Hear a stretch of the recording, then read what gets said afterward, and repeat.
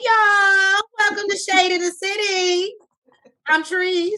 It's no. And we're getting to put a ring on it, and it's messy. Kenneth shows his whole entire ass. Whole ass. So let's not waste no time. Make sure that you hit that like button as you're coming in. And that subscribe button. And we love, can I just say, we took a little break.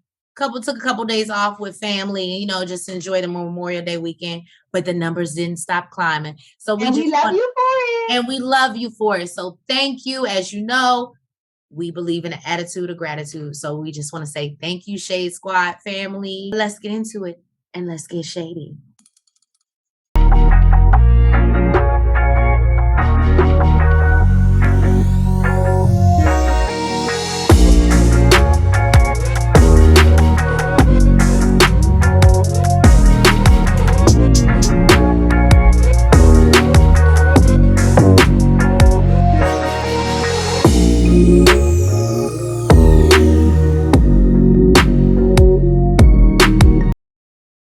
Okay.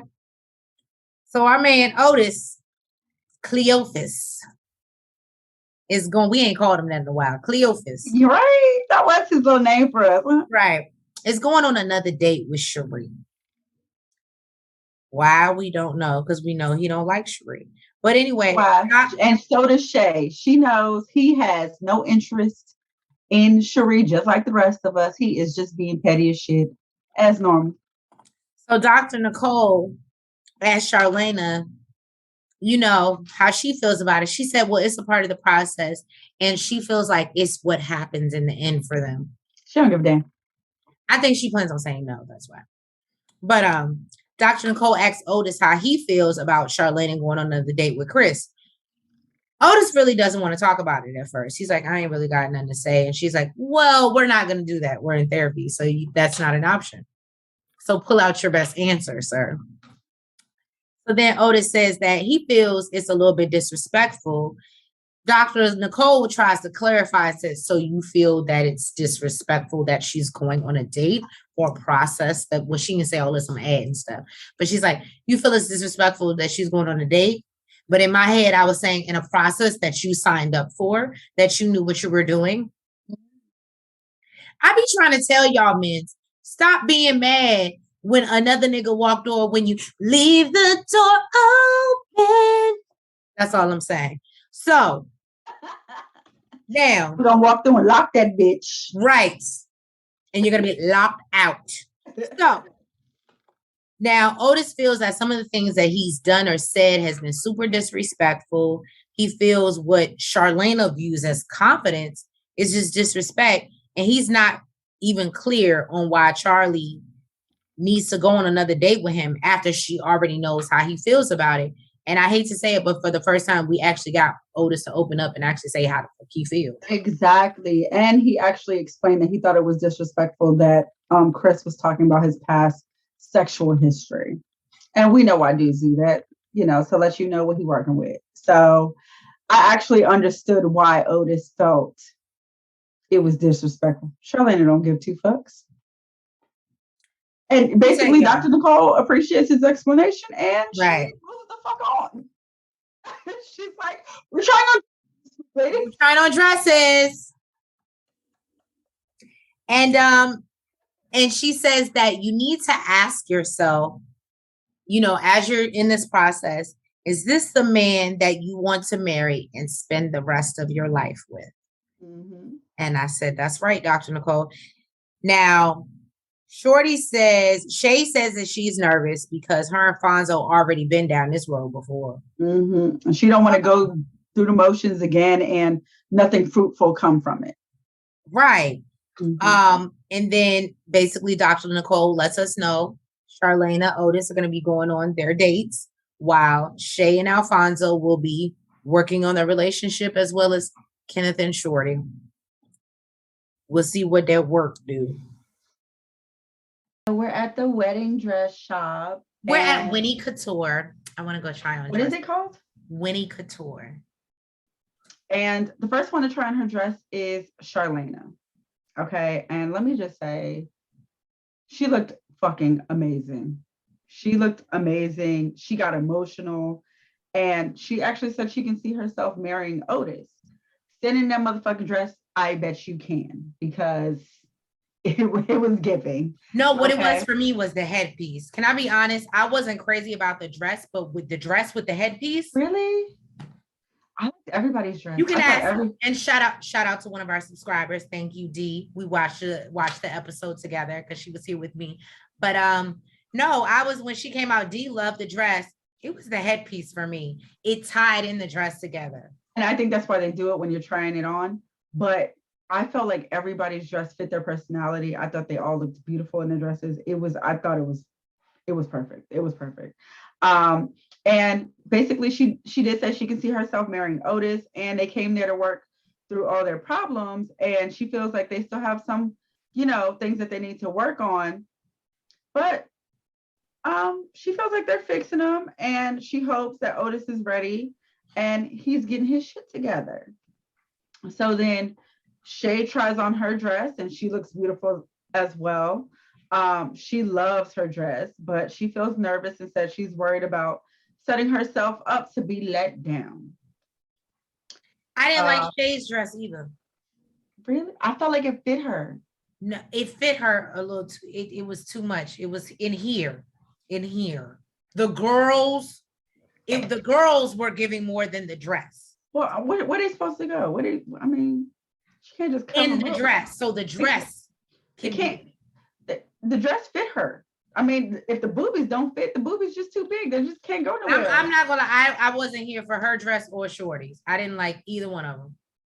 I liked everybody's dress. I didn't. I only like Charlena's with the headpiece. Let us know which dress you thought was the best, y'all. My vote is for Charlena, but I don't know. Or if you didn't like any of the dresses. If you're like me and you're like, they were all okay, but I thought they were all beautiful. I love them all.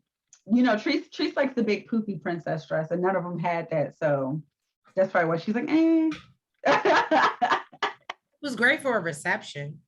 So she says, according to Fonzo's plan of action, he's going to sit down and, with his child's mother and let her know about Shay and try to bring the family together. So she's sounding like, she might be ready too, as long as he does this. She feels like she's not asking for too much. She says she just wants him to get on the phone with his child's mother and tell her basically exactly what it is. She didn't get into a relationship with him to figure out his past relationship, she said, but she's going to be respected in this one. I said, we're seeing a whole new Shay right now. This is the new. So then Shorty tries on her dress, and of course, it wasn't cute. She looks beautiful. Okay, she looks beautiful. She looks beautiful, but the dress wasn't cute. Y'all let me know. Drop down in the comments. Let me know what y'all think, but I ain't think it was cute. She also thought she looked beautiful, okay? Because with the dress on, she was like, I need to get married. I don't know if I need to marry him, but I need to get married, okay? So not in that dress. You need to get married. Not in that dress. With the little, what is it? The little sleeves and it wasn't cute. So the ladies asked her if she's ready for marriage, and she was like, for marriage or the wedding? Because she's like, she still needs to know what Kenneth's plan is. And she's waiting for him to step into that role. She has no idea what the fuck is going on, what his plan is, and no. She says she needs to. Why would you want somebody to propose? Go ahead. Well, with that dress on, okay, she said she needs him to see what's on the line, because she was feeling great and beautiful in that dress. She's never tried a wedding dress on, but she feels beautiful in that one. Okay. And she says putting the dress on lets her know she will be a beautiful bride, but she wonders, will they have a beautiful marriage? Shorty feels like she so much better if you find another dress and a new man, but go ahead. Maybe just a new man. I like the dress on her. Shorty feels like she may actually be more married to the potential of what they could have versus what they actually have. Now, the ladies, they end with a toast to the progress they've already made and the progress that needs to be made. Shay and Fonzo, they go on their date. Clearly, Shay feels special because she's like, oh my God, you chose to go on a date with me instead of one of your little coochie bitches that you could have went on a date with. And he's like, yeah, of course I chose to go on a date with you and see that beautiful smile. And I'm just like, you know what? I think I would expect my dude to want to go on a date with me, but you know, after fucking Charlena and Otis, I guess shit, anything is possible. She's like, yes, thank you for choosing me. God damn it. And you know, he says that he's loving what he's learning and loves the ideas that Dr. Nicole gave him about blending their family. He's ready to get on the phone. Just get it over with. Basically. And start to build this family thing. She says that we are family. I got all my baby mamas with me. Hey. I'm just saying. Fucking shady bitch. Guys, thank yourself. Jesus Christ. You just shady. She just wants him to be truthful. She wants him to be completely truthful with his baby mom and let her know like what's really up. In hopes that he can meet her expectations of, you know, what she expects to come out of all of this. And he says, you know, he's confident because he knows that she loves him very, very much, and he loves her too. And he had the waitress surprise her with some roses, makes her feel even more special. And you know, they get up embraced, and she tells him, don't go out on no more dates. Basically looking like this. She clearly actually is like attracted to Fonzo, I think. And he says like he's ready to go home and make some babies. And she's like, yeah, you need to go home and make that phone call first. I was like, oh, you better tell him. Right. Over nothing. Okay. So Otis goes on his third date with Cherie, as my phone calls it, but it's Cherie. And what I meant to say, remember I was calling her Cherie? Calls her Cherie. He don't even give a damn to get her name right. That lets y'all know a lot. So she's wondering why she's there because he hasn't been interested the past 2 dates. I don't know. Maybe you can tell us. Well, clearly you can't. So she asked him why he wanted to see her again. And he says that she had good conversation. And then he immediately gets up and says he's going to order food and doesn't even get her order. You want to give me some food too, right? He's super uncomfortable. He just wanted to get the fuck out of there. Cherie realizes Otis is very closed off and whatever's going on in his relationship is definitely affecting him. Their conversation is very surface. And then Otis basically seems like he doesn't want to be there. So she asked him if he knows what he's going to do as far as his decision with Charlena. And he said that he's ready to move forward and get married. I was like, this is not an awkward date at all. Yeah, and you know what? I'm Cherie if I was Cherie, I'd be like, thank you for the free drinks. Thank you. I'm not even mad at you. Thank you for the trooper. She was just like, well, I hope I had something to do with your decision. And I was like, oh, yo, she's dope. Yeah. She's dope. Yeah, she took it like a trooper for real, because couldn't have been me. This is not waste my time 2022. Anyway, so now we get to Charlena. She's going on a date with Chris. Not Breezy. But you know, say Chris Breezy. But the way she was looking at him all googly-eyed, you would have thought it was Chris Brown. Now, yeah. She said that she was bringing him on a third date to let him know where she stands.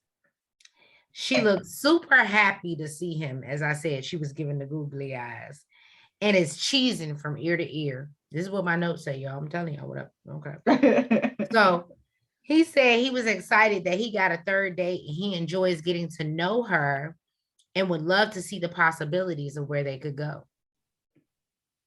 Well, Charlena's like, then she goes, I said, you and Otis are very much alike. She changes the subject and she goes on to talk about how she's shown Otis his pictures on Instagram and how he's liking her pictures and how he knows what he looks like. And I said, why is that cute?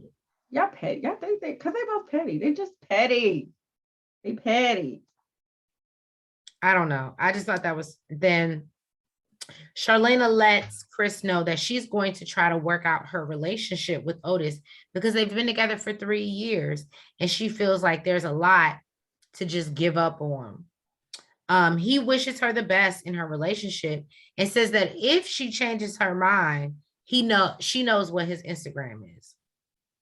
However, he says in the confessional, if she was 100% ready to get married, he doesn't think she would be going on a third date. And I said, thank you, Chris. I think actually Otis felt the same. Right. I think that's really part of the reason why he felt it was disrespectful. And he jokes with her that she'll be calling him back for a fourth date by next week. Well, I believe it. Fonzo is at home and he picks up the phone and calls his baby mama Jewel. Oh, you got the name. Look at her. Look at her. Help me. And he lets her know about the process that he's in and, how he's getting help in his relationship.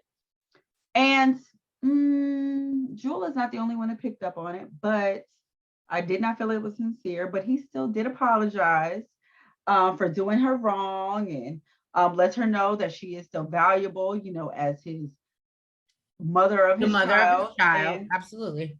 Doesn't want her to feel cut off. And Jewel was here for all the shits. Okay. He was like, I want us to come together and, make this family thing work. And she's like, yes, you did cut me off. Yes, you did throw me by the wayside. You're healed now and you're better, but she's left broken. I was like, ooh, she was ready for this conversation. She was clearly waiting. You didn't hear how she picked up the phone? Why are you calling? Yes, Alfonso.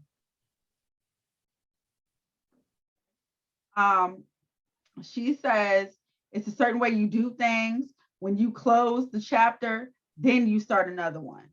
She says you had a new chapter and everything else was in it. I said, he tries to explain, he's trying to do things right now. He knows that he fucked up in the past and he wants to close out that chapter. And, he's starting his new chapter now. I'm like, well, goddamn, how long has the chapter been open that was supposed to be closed? Because you and Shay been together for a minute, so it's kind of late for you to be closing out a chapter, nigga. Just say you sorry and you fucked up, okay? She know the chapter is closed. It sounded like he started the chapter without ending. Yeah, that's exactly what it sounds like. That's what basically, he says that he apologizes from the bottom of his heart, and I don't think she felt like it was sincere. She says that he still has loose ends on her side, which I don't know what the fuck that means. And I don't feel like she would feel that entitled if there weren't other things going on, is what I'm saying. Oh, you think they still fucking? I think they were. Well, he basically says he ain't tied to loose ends, so she got to do what she got to do. She gonna tie him up her goddamn self. And he says he wants everyone to get together, his mom, Shay, her, and all sit down because they got to make things right for Dexter. And she says, what you don't do, okay, is introduce our son that we got together to your girlfriend before I even meet her. Now, that was disrespectful. The way she said that shit, I said, oh, she ready to fight. I see why Fonzo was scared to have this conversation. Okay, Right. because she was kind of scaring me. Okay, but she did But say he she didn't was tell us willing. that. He didn't say, oh, why I went and introduced Shay to my son and didn't tell my baby mama. He didn't say that. No, he didn't tell us that. She did say she would be willing to make it work, but you can't just go to a to a psychiatrist and say, And he'd be like, okay, I found now I want everything to myself. work and we're one big happy family. And he says, even though his baby mom was not so receptive, he is happy that, she is willing to make it work, and he is happy about that. So, Because he wants that shade. That's what that is. He's willing to fight for what he wants. We see Kenneth and Shorty. They're going to what I believe is a cuddle session. Nell says this is a yoga session. Kenneth's words, not mine. Whatever the hell. Yoga / cuddle session. They're not my staying. So not staying together. That's what we're gonna get. So Shorty says that she feels like she needs to put some of the energy that she's been using on her dates into her man. And I like that she said that. I agree. I'm glad you agree. So let me say something. You can't get out of a relationship that you are in love with a person and feel like you didn't give it 100%. No, I'm an advocate for that. If you're giving all this energy somewhere else, you need to give this energy back home. And if you you can know when you're done. Exactly. I get it. So Kenneth feels that when him and Shorty are going through problems, that's how they get through things, is cuddling. So Shorty says she wants to be straightforward with Ken and let him know what she needs from him. She asked him, what does he need from her? He wants her to consider his feelings and believe him and be genuine. She says, you want me to believe things that I haven't seen, and you have to admit that's difficult. She asked him how he plans on showing up. And he doesn't have he really can't answer the question, y'all. He says he just plans to financially wipe the table clean. He says he doesn't have no specifics, but he's gonna make it happen. I said, beautiful dreamer. That's basically what she said. It's a fantasy. And then he asked what she would like him to do, and she wants to know. She's like, I still haven't left from the last question I asked you. What is the plan of action? So they both get frustrated by his non-answers. So Shorty says that she's heard too often what he's going to do, but needs to know what that actually looks like. And I'm going to tell you this. I think Shorty would have actually been, if he would have been able to give her an answer, even if it was a bullshit plan, I think she would have rolled with it. The problem is he had no more bullshit to give her. He's out of excuses. So you either just accept me and just love on me because I dick you down real good, or kick me to the curb. Because I just want to get into specifics, like Shorty, because she's saying he don't pay a motherfucking thing. He's saying he pay all the goddamn bills, and then we find out that maybe he pays some of the bills. He's paid one or two. That doesn't make you. But I mean, I want to know what he do. I want to know what he trying to do. I'm with you. I want to know what Kenneth's trying to do. But anyway, so Shorty on this one. What is the answer, sir? So anyway, she says she's heard too often about what he's gonna do, but needs to know what that looks like. He said he just wants her to be there to comfort him. He said he wants to know he has a woman that has his back and is willing to console him.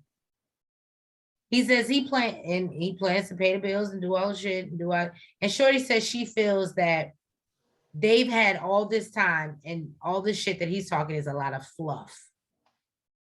It's real pillow-like. A lot of selling dreams. And she did say that, and a lot of promising and fantasizing. So Kenneth says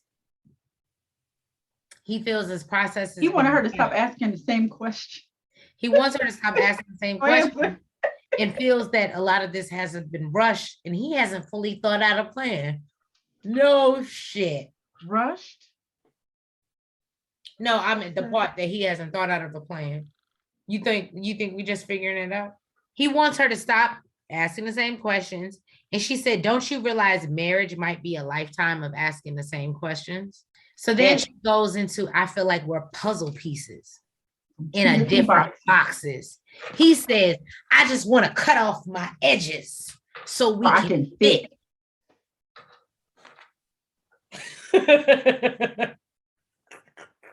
Look, you know what? Let me tell you something.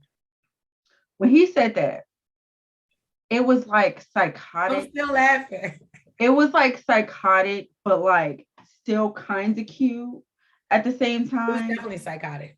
But it was more psychotic because nigga, I don't want you. It would have been cute if it was like a situation like she wanted to be with him and he gave her the answers that he was looking for. Then it was like, yeah, I want to make us fit. So I have this plan and I want to do these things for you because I want to make us fit. But nigga, we don't fit because you're not doing what the fuck I need. So that, to me, that's what makes it more psychotic. It's like, you know, we don't fit. You know, you're not giving me what the fuck I need and you just want to make it work. Shorty also says that he doesn't listen or live in the real world. The world that we're all in is what that we're all in. He's just somewhere else. Kenneth doesn't understand why she keeps messing with him if she feels this way. I think that we've touched on that and said that before, that Shorty, really, who's the fool? I feel like it keeps on coming up because she's not getting an answer. She's hoping. No, that's why I said if he would have gave her a good answer, she would have been sold. The problem is he can't tell her shit. He's out of answers. He's out of answers. She's going off of potential and she's going off of what initially was this dream that and fantasy that he sold her in the beginning. And like you said, he can't continue to give her that, but she wants him to. But she wants more detail. She wants him to actually make steps towards it, and he can't give her that. So she is continuously asking. He can't give her no answer. So as time is winding down, she's going to continue to ask until he said he ain't got shit to give. He feels like nothing is ever good enough for Shorty, and that she's pretty much been treating him shitty throughout the whole process. And he said, why would he play himself? And he said, in a real psychotic way, not today. Oh, and yeah, he laughed at the kid. I gotta give you the psychotic. That shit was psychotic. So back at Shorty and Kenneth's place. We still ain't done. Or Shorty's place. It's Shorty's place. She paid all the bills. Kenneth is in the kitchen, you know, domesticated ass Kenneth. I like that, domesticated ass Kenneth. That's what we're gonna call him. And some chicken wings, and he asked Shorty if she wants some, and she ignoring the fuck out his ass. And he's like, this is almost as good as what you can't do. Cook, bitch. What? I wasn't thinking cook. Yeah, that's what he meant. It's almost good as what you can't do, which is good. He's being a dick. But go ahead. That's what I got money to buy him. That part. She says last night they got back to their place and they had a deeper conversation about getting engaged. And while she thought she was doing the right thing, she told him she ain't doing it. Honest. Yeah, she saw a shift in his mood and his body language. So Kenneth says this morning he is feeling liberated and rejuvenated. He is ready to talk to Shorty and let her know how he really feels. And clearly Shorty ain't here for it because she ignoring his ass. Shorty basically tells him, like, stop talking to me. Like, don't talk to me. So, you know, in his true Gemini fashion, he comes to sit down next to Shorty and says, you know, thinking about him as a man. And marriage is the last thing he needs. With her. especially with a woman like you. Nigga, you're broke. You're for damn sure. Well, marriage is the last thing you need. The fuck? You need to get your life together, sir. No, he needs to get with a woman that's just going to support him in his toxic dick. Some women like toxic dick. Some women will pay for toxic dick and a cute face. Oh, he needed a little young bitch. Not even young. He feels like he's done everything, and this woman is just unappreciative. He says he wants marriage someday from a woman who genuinely loves him and not judging him for everything. Mm-hmm. The sacrifice. He doesn't feel any of that from Shorty. He's been lying to himself this whole time. Hey, y'all. She wasn't even his flavor. Now, let me tell you something. When he said that, I felt it. I know Shorty felt it too. I felt it. Fuck everything else he said. When he said that, and then he said, everybody that know me basically know that you're not my flavor. So then it make it seem like really you just knew she had bread and you was just trying to talk to her because of that. Because if she was just some other type of chick off the street, you wouldn't have talked to her. After I talked to him. Then he tells her that she's weak.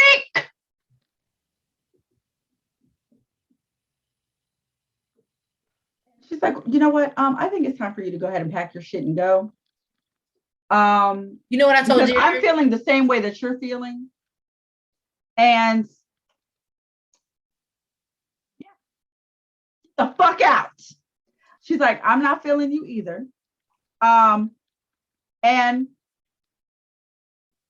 oh, I'm sorry. He feels like basically because he said he didn't want to get married, why should he have to leave? And she's like, well, I'm not feeling you either. And I don't have more patience than 3 years to be with a man to get his shit together. And why the fuck would I stay with a motherfucker who does not want to get married? And remember, I'm not your flavor. I'm not your flavor. Your shit and go. He put his foot in his mouth. Shay Squad. I've been in this position where I have been in a relationship where I am just fed the fuck up. And guess what? When you get to that point, you don't care how that motherfucker leaves. You try to find shit to get that motherfucker to leave. And Shorty just, when I tell y'all, I've seen it because I've done it.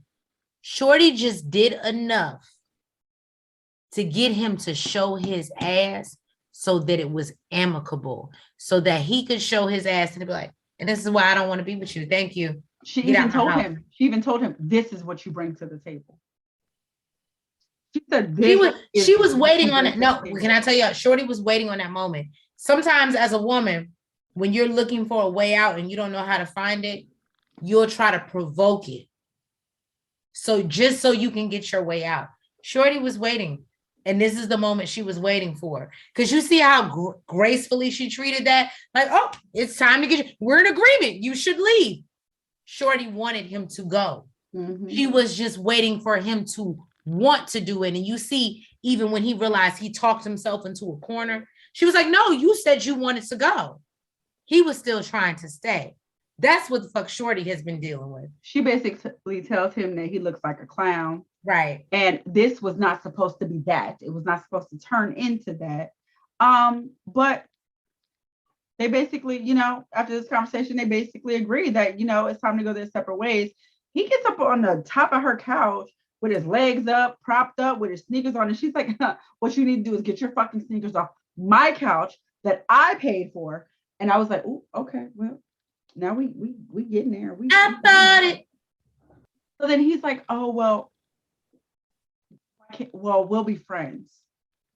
And she's like, why the fuck would I be friends with a motherfucker who just disrespected me like this?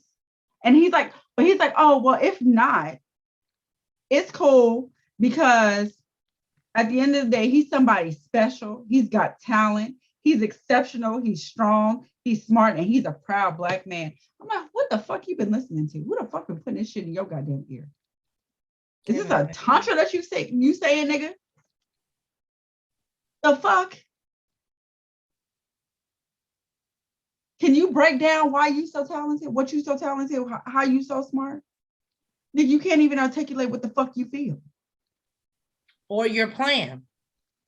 Or your plan. I just don't know how she did it. I would not, I dealt with that shit in my 20s. I would not be dealing with that shit in my 40s. Trying to figure out how to get him out of my house. He's a child. He says he's a Gemini, and you know, they say that Geminis have multiple personalities. And all last night, all his multiple personalities were fighting him. But this morning, he woke up and his multiple personalities say, look, nigga, you better check yourself. She ain't worth it, boy. I said, this nigga is really fucking crazy.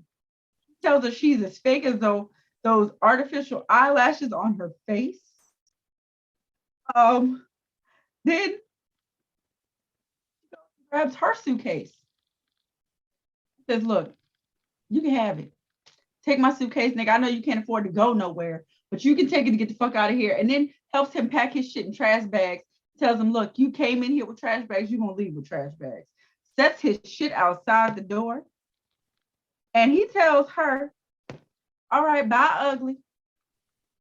Thank you guys for tuning in to another review of Put a Ring on It. And as you know, excuse me, next week we were getting into the decisions, which we know Shorty and Kenneth ain't got much of a decision. Please make sure that you like, you comment, you subscribe, and hit the notification bell. Why do you sound like a mama? You subscribe. I'll just make sure y'all heard me because I was leaning to get my phone. And you subscribe. Subscribe and make sure that you comment on. I say comment and follow us on all that shit, the platforms and shit. I thank y'all. It's late. I'm tired. I'm choking, and I love y'all. And I thank you for the support.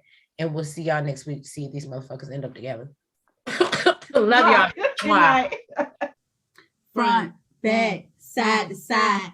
Make sure you go like and subscribe. Front, back, side to side.